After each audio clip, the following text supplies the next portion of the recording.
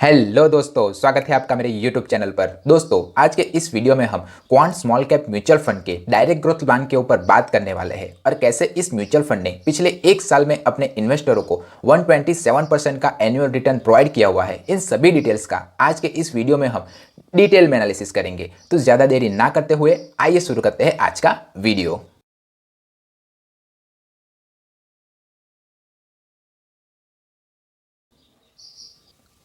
सबसे पहले हम इस म्यूचुअल फंड के फंड ऑब्जेक्टिव के बारे में जान लेते हैं। तो ये जो म्यूचुअल फंड है वो इन्वेस्टरों के पैसे को स्मॉल यानी कि छोटी कंपनियों में निवेश करता है। शेयर मार्केट में 250 के बाद की जो भी कंपनियां होती है उसे स्मॉल कैप कंपनी कहा जाता है। अब स्मॉल कैप कंपनियों में निवेश करने के कारण इस म्यूचुअल फंड का रिस्क भी काफ़ी हाई है और कंपेयर टू दूसरे म्यूचुअल फंड ये जो म्यूचुअल फंड होते हैं वो रिटर्न्स भी काफ़ी अच्छा देते हैं। तो अगर आप स्मॉल कैप म्यूचुअल फंड में अपने पैसे को निवेश करना चाहते हो तो लॉन्ग टर्म के लिए करें। लॉन्ग टर्म से मेरा मतलब है 7 से लेकर 10 साल तक। अगर आप 10 साल से कम के लिए स्मॉल कैप म्यूचुअल फंड में अपने पैसे को निवेश करना चाहते हो तो मेरी तो यही सलाह है कि आप इस म्यूचुअल फंड से दूर ही रहे।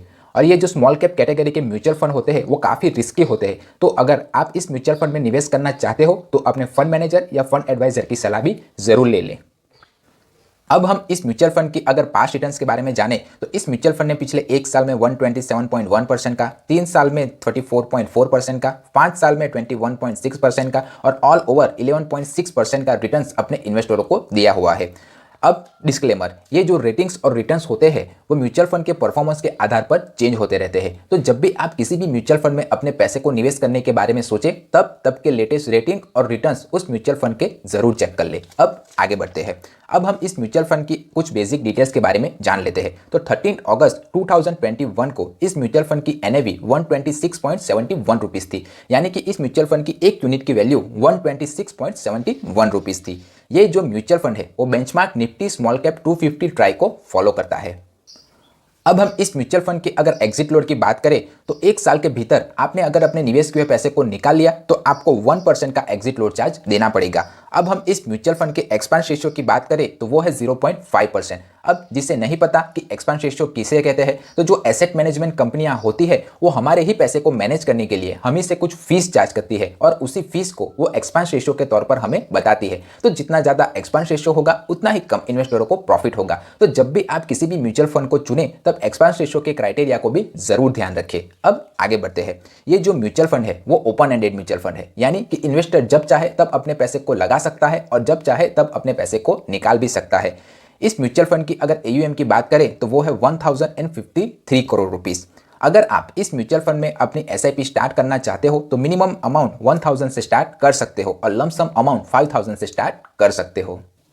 अब मैं आपको एक एग्जाम्पल के थ्रू इलोब्रेट करने की कोशिश करता हूं। मान लीजिए कि आपने एक 1000 रुपीज की एसआईपी स्टार्ट की हुई है और लगातार अगले 5 साल तक आप इस म्यूचुअल फंड में अपने पैसे को निवेश करते हैं तो आपकी जो टोटल इन्वेस्टमेंट वैल्यू होगी वो होगी 60,000 रुपीज। तो अगर आपने उस 60,000 रुपीज को इस म्यूचुअल फंड में अगर निवेश किया होता तो आपको 1.49 लाख रुपीज मिलते। अगर आपने इसी तरह के दूसरे small cap category mutual fund में उस 60,000 रुपीज को निवेश किया होता तो आपको 1.13 लाख रुपीज मिलते। अगर आपने उस 60,000 रुपीज की अगर बैंक एफडी की होती तो आपको 71,598 रुपीज मिलते। और अगर आपने उस 60,000 रुपीज का अगर सोना खरीदा होता तो आपको 77,912 रुपीज आज उस सोने की वैल्यू होती। ये जो म्यूचुअल फंड है वो इन्वेस्टरों के 94.75% पैसे को इक्विटी यानी कि शेयर मार्केट में निवेश करता है। तो शेयर मार्केट के उतार चढ़ाव का इस म्यूचुअल फंड का ऊपर सीधा असर पड़ेगा, ये बात आप ध्यान में रखिएगा। ये जो म्यूचुअल फंड है वो लार्ज कैप में 5.89%, स्मॉल कैप में 67.24% और मिड कैप में 21.61% इन मनी को, इन्वेस्टरों की मनी को ये निवेश करता है।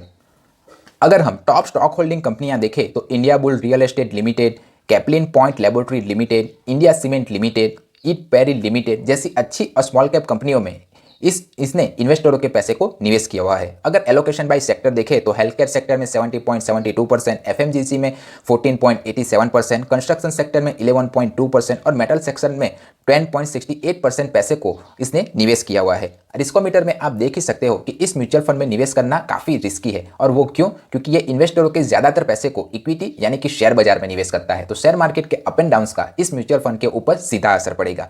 अब हम अगर स्टैंडर्ड डेविएशन की बात करें तो वो है 3.39%, जो मेरे हिसाब से काफ़ी ज़्यादा है। अब जिसे नहीं पता कि स्टैंडर्ड डेविएशन किसे कहते हैं, तो स्टैंडर्ड डेविएशन एक रेंजिंग और वॉलेटाइल फैक्टर है। जितना कम स्टैंडर्ड डेविएशन होगा उतना ही अच्छा और वेल परफॉर्मिंग म्यूचुअल फंड माना जाएगा। तो जब भी आप किसी भी म्यूचुअल फंड को चुनें तब स्टैंडर्ड डेविएशन के फैक्टर को भी जरूर ध्यान रखें।